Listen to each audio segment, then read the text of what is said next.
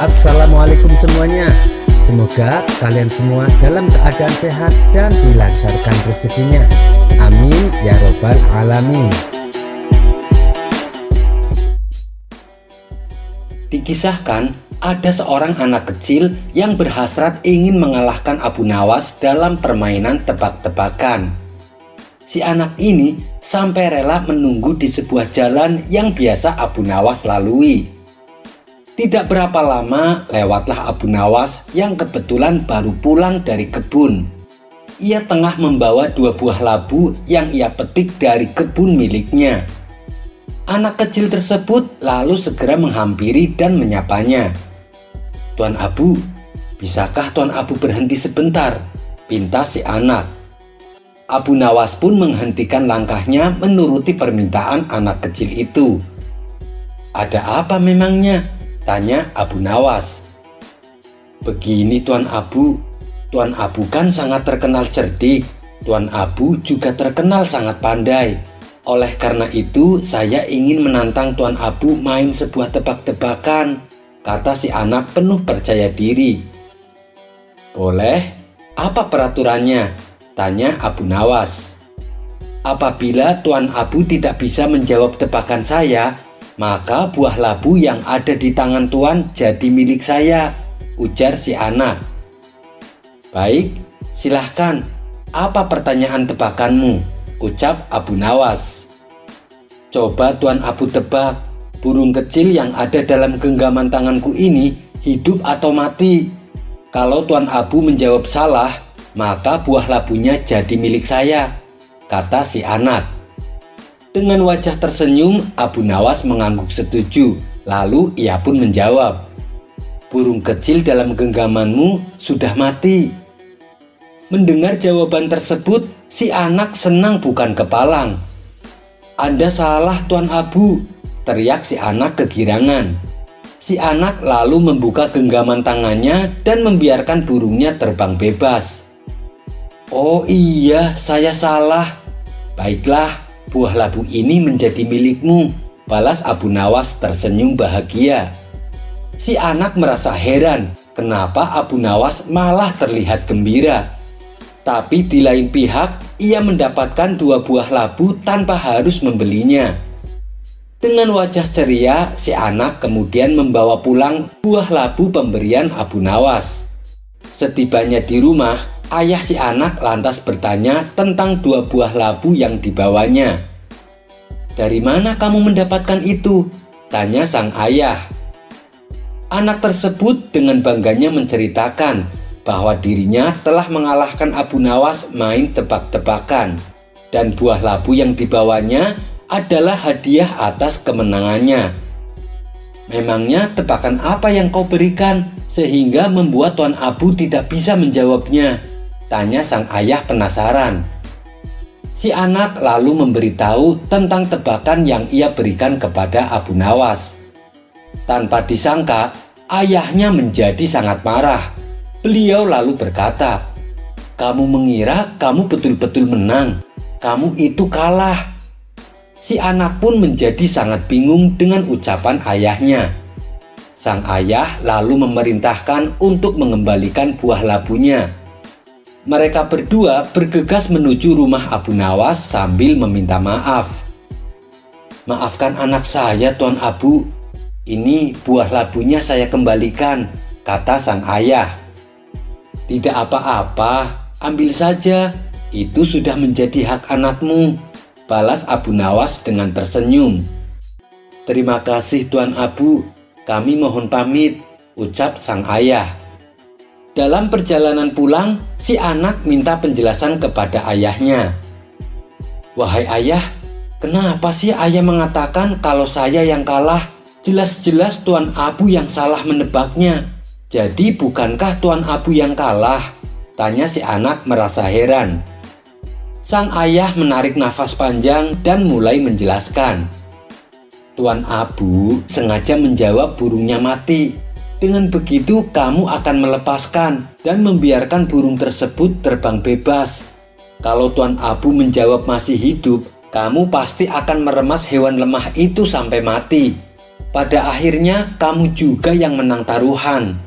Kamu pikir Tuan Abu tidak tahu kelicikanmu. Dia rela memberikan buah labu dan dianggap kalah. Tapi sejatinya Tuan Abu lah pemenangnya. Dia memenangkan cinta kasih yang murni, yang memikirkan kebahagiaan semua makhluk tanpa pamrih. Sedangkan bagi yang egois, hanya memikirkan apa yang akan ia dapatkan. Setelah mendengar penjelasan sang ayah, si anak pun menyadari akan kekeliruannya. Kisah selanjutnya. Saat sedang asik duduk sambil menikmati udara pagi hari, Abu Nawas dihampiri istrinya. "Suamiku, tadi malam saya bermimpi indah sekali," kata sang istri membuka percakapan. "Mimpi apa wahai istriku?" tanya Abu Nawas. "Saya bermimpi kamu memberikan aku kalung emas di hari jadi pernikahan kita," ucap sang istri menyindir. "Menurutmu apa arti mimpiku semalam?" tanya sang istri kemudian. "Oh itu, engkau akan mengetahuinya hari ini juga wahai istriku," jawab Abu Nawas. "Oh iya, ini kan hari jadi pernikahan kita," ujar Abu Nawas pura-pura kaget.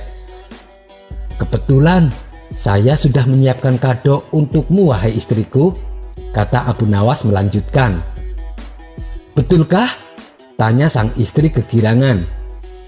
"Iya betul, aku letakkan kado itu di atas meja," ucap Abu Nawas. Karena penasaran, sang istri pun segera masuk ke dalam rumah. Benar saja, di atas meja sudah ada sebuah kado yang terbungkus rapi. Ia pun lalu langsung membuka kado tersebut. Dan ketika dibuka, ternyata isinya sebuah buku tentang tafsir mimpi. Sambil menggerutu, sang istri kembali menghampiri Abu Nawas. "Kado apa ini? Kok isinya buku tafsir mimpi?" tanya istrinya kesal. Dengan entengnya Abu Nawas menjawab, "Ya itu kan untuk mencari tahu apa arti mimpimu semalam. Di buku itu lengkap membahas tentang semua arti mimpi." Mendengar jawaban Abu Nawas itu, sang istri pun bertambah kesal. Cerita yang kedua. Pada suatu hari, Abu Nawas dipanggil ke istana untuk menghadap Baginda Raja. Setibanya di istana, Baginda langsung mempersilahkan Abu Nawas duduk di hadapannya. "Ada gerangan apa Paduka memanggil hamba?" tanya Abu Nawas. "Begini Abu Nawas, aku mengundangmu kali ini sama sekali bukan untuk mengerjai ataupun mempermainkanmu," tutur Baginda Raja serius. "Aku sangat benar-benar butuh bantuanmu. Barangkali kamu bisa memecahkan masalahku ini," kata Baginda Raja melanjutkan. "Memangnya ada masalah apa Baginda? Saya siap mendengarkan keluhan Paduka," balas Abu Nawas. Lalu Baginda Raja pun menceritakan masalahnya. "Beberapa hari yang lalu, sahabat saya yang seorang raja Yahudi berkunjung ke istana. Karena lama tak berjumpa, saya pun menyambutnya dengan senang hati. Akan tetapi tanpa diduga, dia mengucapkan salam kepadaku, 'Assalamualaikum,' yang artinya keselamatan bagi kalian semua. Tanpa pikir panjang, aku segera menjawabnya sesuai dengan yang diajarkan oleh agama Islam, yaitu ketika mendapatkan salam dari orang yang bukan Islam, hendaklah menjawab dengan ucapan wassalamualaikum, yang artinya kecelakaan bagi kamu." Tapi dengan jawaban itu, tentu saja dia merasa tersinggung. Kemudian Raja Yahudi itu berkata kepadaku, "Mengapa kamu tega membalas salamku yang penuh dengan doa keselamatan dijawab dengan doa yang mengandung kecelakaan?" Saat itu aku sungguh tak bisa berkata apa-apa wahai Abu Nawas. Aku hanya bisa terdiam. Jujur saja, aku merasa bersalah. Tapi aku juga tak mungkin melanggar syariat agama. Pertemuanku dengan dia selanjutnya tak berjalan sebagaimana mestinya. Aku sudah berusaha menjelaskan bahwa aku hanya menjalankan apa yang dianjurkan oleh ajaran Islam. Akan tetapi dia masih tak bisa menerima penjelasanku. Akibatnya dia memandang kurang baik dengan ajaran Islam. Dan ketika dia akan pamit pulang, dia sempat mengatakan kepadaku, "Bila kamu mempunyai alasan yang bisa aku terima atas jawaban salammu, kita akan tetap bersahabat. Tetapi kalau kamu tidak menemukan alasannya, maka persahabatan kita pun berakhir. Aku tunggu jawabanmu di pertemuan berikutnya." Dia pun lalu pergi meninggalkan istana. Setelah mendengar panjang lebar penuturan cerita Baginda Raja, Abu Nawas dengan santainya berkata, "Kalau itu permasalahannya, insya Allah hamba bisa memberi jalan keluar, dan Paduka masih bisa tetap bersahabat baik dengan Raja Yahudi itu." "Benarkah Abu Nawas?" tanya Baginda Raja kegirangan. Raut wajah Baginda yang tadinya sedih mendadak langsung berubah menjadi ceria. "Cepat katakan padaku, wahai Abu Nawas, jangan biarkan aku menunggu," pinta Baginda Raja tak sabar. Abu Nawas lalu menjelaskan, "Nanti kalau Baginda bertemu lagi dengan Raja Yahudi itu, katakan saja padanya, hanya di dalam agama Islamlah yang tidak menyekutukan Tuhan. Karena Islam tidak berkeyakinan Tuhan itu punya anak. Sedangkan agama Yahudi menganggap Uzair adalah anak Tuhan. Begitu juga dengan Nasrani yang menganggap Isa adalah anak Tuhan. Wajar bila orang Islam membalas salam kepada orang yang bukan Islam dengan kalimat wassalamualaikum, yang artinya celakalah bagi kalian. Kalimat itu bukan berarti mendoakan orang untuk celaka, melainkan semata-mata karena ketulusan dan kejujuran Islam yang masih bersedia memperingatkan orang lain atas kecelakaan yang akan menimpanya bila mereka tetap berpegang teguh pada keyakinan yang keliru. Mendengar solusi yang diberikan Abu Nawas, kegundahan Baginda Raja langsung sirna seketika. Kali ini saking gembiranya, Baginda menawarkan agar Abu Nawas memilih sendiri hadiah apa yang disukai. Namun Abu Nawas tak memilih apa-apa, karena baginya tak selayaknya dia menerima upah dari ilmu agama yang dia sampaikan. Kisah selanjutnya. Pada suatu hari di kerajaan Raja Harun al-Rasyid telah terjadi huru-hara. Rakyatnya tidak lagi mendapatkan ketenangan seperti biasanya karena telah terjadi penculikan dan pembunuhan yang misterius. Raja dan para prajurit akhirnya mengetahui bahwa huru-hara tersebut bukan datang dari musuh, melainkan dari dalam istana sendiri yang diotaki oleh para menterinya.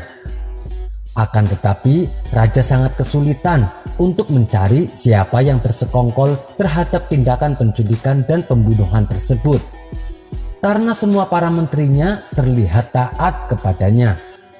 Lalu terbesitlah nama Abu Nawas dalam pikiran Baginda Raja. "Abu Nawas pasti bisa mengungkap kasus ini," ujar Baginda dalam hati. Dari itu maka dipanggillah Abu Nawas ke istana. "Ada gerangan apa Paduka yang mulia memanggil hamba?" tanya Abu Nawas. "Begini Abu Nawas, akhir-akhir ini marak kejadian pembunuhan dan penculikan, dan ini jelas membuat rakyatku dicekam ketakutan. Kemudian secara diam-diam aku menyuruh beberapa prajurit untuk mengusut kasus tersebut. Barulah diketahui teror itu justru didalangi oleh orang dalam istana. Ada salah satu menteri saya yang ingin membuat citra kepemimpinan saya buruk. Dengan begitu, dia akan mudah menghasut para rakyat untuk mengkudeta saya. Tapi saya kesulitan, siapakah menteri yang berkhianat tersebut? Karena para menteri istana semua terlihat taat kepadaku. Oleh sebab itu, Saya butuh bantuan kamu untuk memecahkan kasus ini. Saya ingin tahu siapakah menteri yang berani berkhianat kepadaku. Saya yakin dengan kecerdikanmu kamu pasti bisa, kata sang raja berharap. Ini berarti ada musuh dalam selimut, Paduka Yang Mulia, tukas Abu Nawas. Iya benar, dan tugasmu adalah untuk mengungkap siapa musuh itu, balas sang raja. Abu Nawas kembali berkata, ini kasus yang cukup rumit dan perlu kehati-hatian. Kita tidak boleh gegabah dalam mengambil keputusan. Kalau sampai salah menuduh, bisa-bisa itu jadi bumerang bagi Paduka Yang Mulia. Paduka dengan mudah akan bisa dilengserkan. Begini saja Paduka, beri waktu saya sehari untuk mencari cara yang tepat. Baginda Raja menjawab, baiklah Abu Nawas, saya turuti permintaanmu. Abu Nawas pun lalu mohon diri untuk pamit pulang. Setibanya di rumah, Abu Nawas terus berpikir keras untuk menemukan cara yang terbaik. Belum lagi ketemu jalan keluar, Abu Nawas malah tertidur karena kelelahan. Pada keesokan harinya, ketika ia hendak sholat subuh, Abu Nawas tersadar bahwa ia masih punya tugas dari baginda yang belum terjawab. Yang terpenting sholat dulu, urusan kerajaan biarlah nanti saja, pikir Abu Nawas. Ia pun mencari sorban untuk menunaikan sholat subuh. Secara tak sengaja ia menemukan sorban lawas, sorban lusuh yang menebar aroma tidak sedap. Sorban itu memang telah lama tidak dicuci oleh sang istri. Sorban bau apek inilah yang membuat otak Abu Nawas mendapatkan ide. Abu Nawas menemukan cara yang tepat untuk mengungkap kasus yang dialami baginda raja. Setelah sholat subuh, Abu Nawas pun segera bergegas menuju istana menghadap Raja Harun al-Rasyid. Sebelum melancarkan tipu muslihatnya, Abu Nawas meminta baginda raja bersandiwara seolah-olah telah memiliki sorban sakti. Sang raja pun setuju dan melakukan apa yang telah diperintahkan oleh Abu Nawas. Setelah itu, maka dikumpullah kelima menterinya untuk menghadap. Di hadapan para menteri itu, baginda raja mengatakan bahwa ia telah mendapatkan hadiah berupa sorban sakti, hasil pemberian dari kerajaan lain. Dan salah satu kesaktian sorban itu adalah bisa menentukan masa depan kerajaan di masa yang akan datang. Wahai para menteriku, bantulah aku untuk menentukan masa depan negeri ini, titah baginda raja. Bagaimana caranya wahai baginda raja? Tanya salah seorang menteri. Masing-masing dari kalian coba ciumlah sorban hadiah ini secara bergantian. Apabila berbau harum, maka kerajaan ini akan abadi. Namun apabila baunya busuk, maka kerajaan ini tidak akan lama lagi akan segera runtuh, jelas sang raja. Sesuai dengan perintah raja, para menteri satu persatu memasuki ruangan untuk mencium sorban sakti tersebut. Setelah semuanya telah mendapatkan giliran, maka dikumpullah lagi menteri-menterinya itu. Bagaimana baunya? Tanya baginda raja. Sorban ini baunya sangat harum Paduka Yang Mulia. Niscaya kerajaan ini akan abadi, jawab menteri pertama. Menteri kedua dan menteri ketiga juga menjawab yang sama, seperti apa yang dikatakan oleh menteri yang pertama. Intinya adalah mereka berusaha untuk membuat baginda raja senang. Giliran menteri keempat dan kelima dimintai pendapatnya, di luar dugaan, menteri keempat dan kelima ini mengatakan bahwa sorban sakti tersebut baunya busuk dan menyengat hidung. Menteri keempat dan kelima ini pun merasa tersinggung. Mereka tidak terima kalau dituduh yang berbuat makar hanya karena mencium sorban usang yang berbau busuk. Wahai Paduka Yang Mulia, apakah Paduka Yang Mulia menuduh kami berdua yang telah berbuat makar? Kalau begitu caranya, kami berdua tidak sudi untuk menjadi menteri Paduka Yang Mulia. Mendengar pernyataan menteri keempat dan kelima itu, baginda raja akhirnya membuka rahasia bahwa sorban yang dibilang sakti tersebut sejatinya adalah milik Abu Nawas yang sudah usang dan tidak pernah dicuci sama sekali.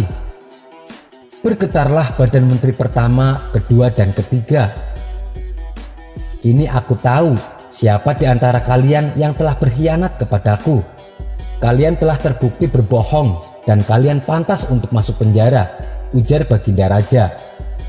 Menteri pertama, menteri kedua, dan menteri ketiga langsung ditangkap dan dimasukkan ke dalam penjara pada hari itu juga. Sementara menteri keempat dan kelima dipertahankan sebagai menteri kepercayaan baginda. Mereka berdua pun lalu diberi hadiah. Dan tentu saja Abu Nawas juga mendapatkan bagian hadiahnya. Kisah selanjutnya. Dikisahkan zaman dahulu ada seorang raja yang bernama Darian. Dia adalah raja penyembah berhala. Sifat kejam dan diktatornya ini membuat semua rakyat senantiasa dalam ketakutan. Ia tak segan-segan membunuh apabila ada yang berani menentangnya. Suatu hari Raja Darian ini membangun istana yang megah. Di dalamnya terdapat berhala yang dihiasi permata dan mutiara. Berhala tersebut kemudian diberi wangi-wangian dari minyak misik. Di depan istana yang megah itu juga dibuat kubangan tanah besar yang berisi kobaran api. Satu persatu rakyatnya disuruh masuk ke istana tersebut untuk menyembah berhalanya. Apabila menolak, maka akan dilemparkan ke dalam kubangan yang berisi kobaran api yang besar. Lalu Allah Subhanahu wa Ta'ala mengutus seorang nabi yang bernama Jirjis untuk menolong kaum tersebut. Nabi Jirjis juga diperintah untuk menyadarkan sang raja dan mengajaknya menyembah kepada Allah Subhanahu wa Ta'ala. Nabi Jirjis kemudian menghadap sang raja dan berkata kepadanya, "Wahai Tuan Raja, mengapa engkau menyembah berhala? Padahal dia tidak bisa mendengar, tidak bisa melihat, dan tidak bisa memenuhi kebutuhanmu." Raja Darian pun menjawab, "Wahai Jirjis, ketahuilah, sejak aku menyembah berhala, aku mempunyai kerajaan dan hartaku menjadi berlimpah. Sedangkan kamu, apa yang telah kamu dapatkan dengan menyembah Tuhanmu? Kamu tidak mempunyai harta dan kemewahan seperti aku. Tidak nampak sedikit pun kenikmatan yang kamu dapatkan." Nabi Jirjis membalas, "Sesungguhnya nikmat dunia itu akan hilang saat kita meninggal.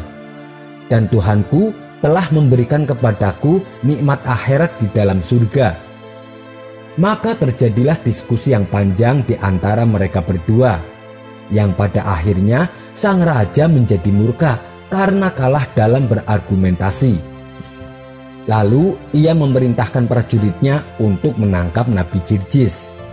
Sang raja kemudian memberi perintah untuk mendidihkan air dalam sebuah bejana besar. Setelah airnya mendidih, lalu air tersebut ditumpahkan ke tubuh Nabi Jirjis. Seketika itu juga tubuh Nabi Jirjis langsung meleleh. Tak berhenti sampai di situ. Sang raja dengan sadisnya memerintahkan untuk menyisir tubuh Nabi Jirjis dengan sisir yang terbuat dari besi, hingga tak tersisa sedikit pun daging dari tubuh Nabi Jirjis, kecuali hanya tulang-tulangnya saja. Tapi Allah Subhanahu wa Ta'ala menghidupkan kembali Nabi Jirjis dan mengembalikan bentuknya seperti sedia kala. Kemudian Nabi Jirjis menyeru kepada sang raja, "Hei kafir, katakanlah tiada Tuhan selain Allah." Melihat kejadian itu bukannya membuat sang raja menjadi beriman, tapi justru membuat sang raja semakin murka.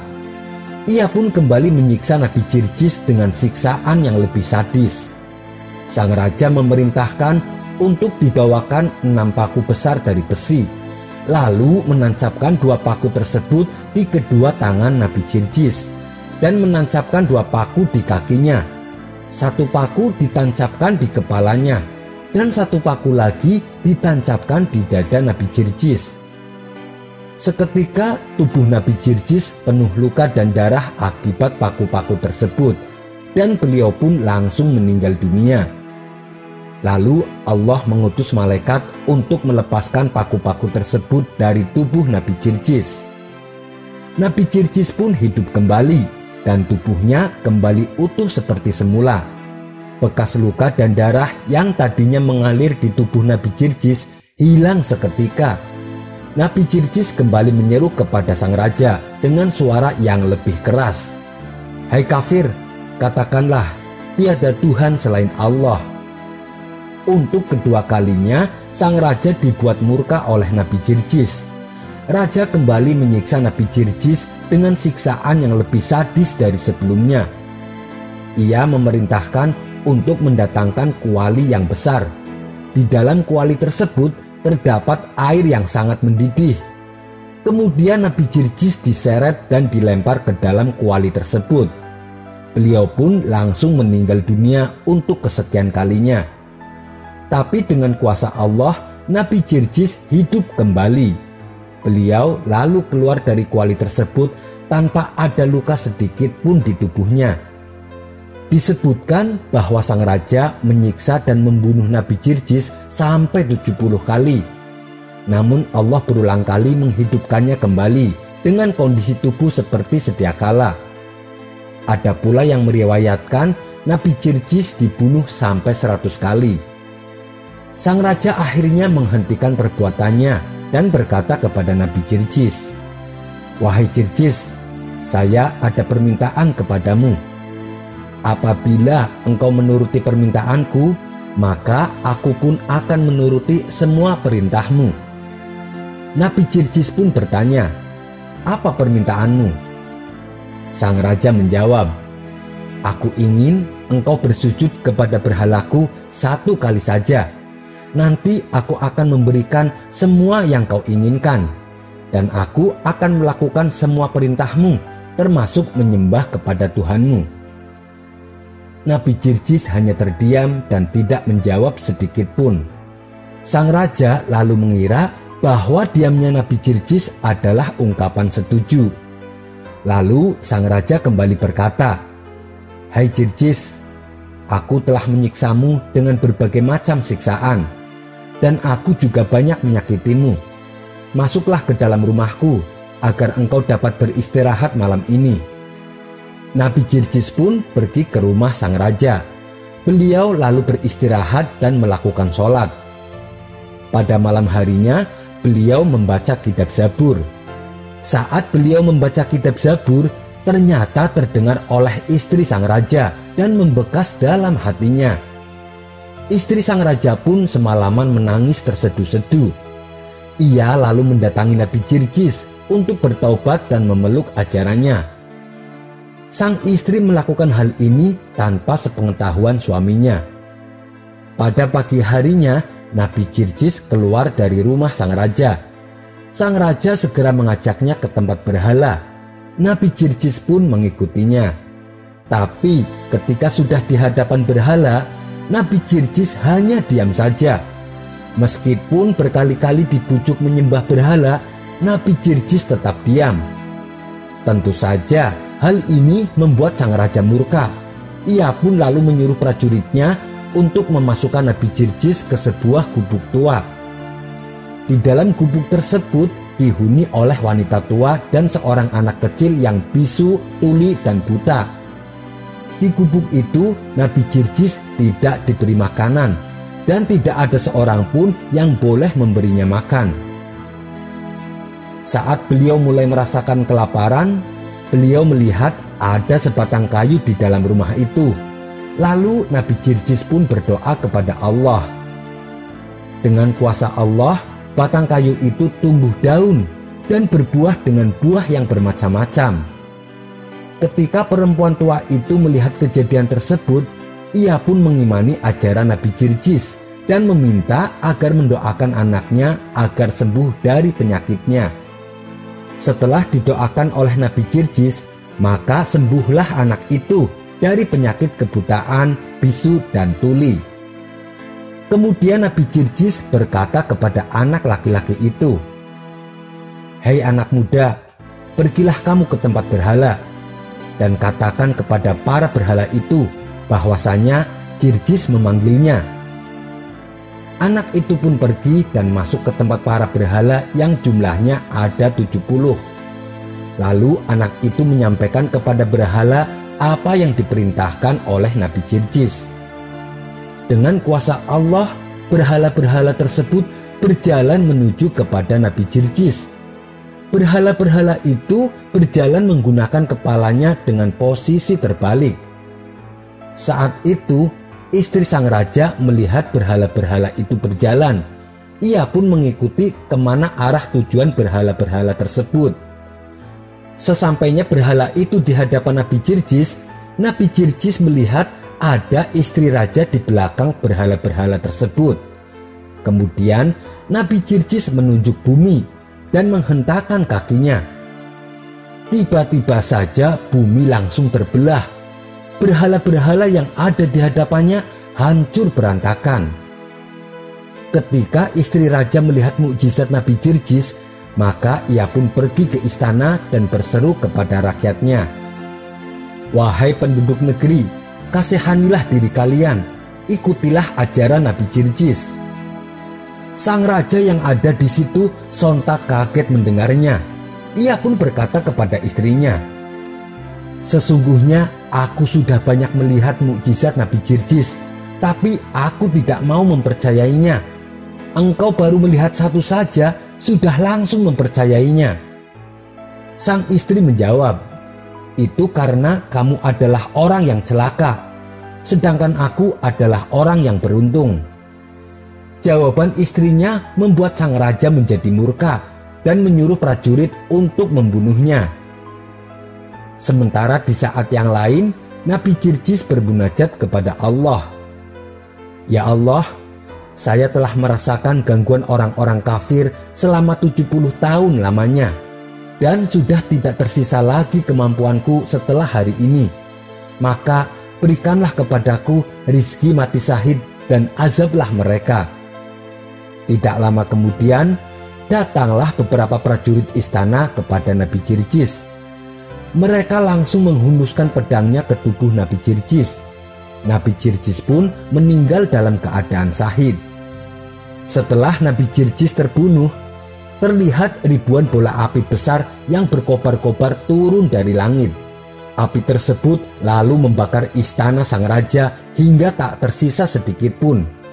Dalam kejadian itu, Raja Darian dan para pengikutnya mati dalam keadaan mengenaskan. Wallahu a'lam bishawab. Sekian dulu perjumpaan kita kali ini.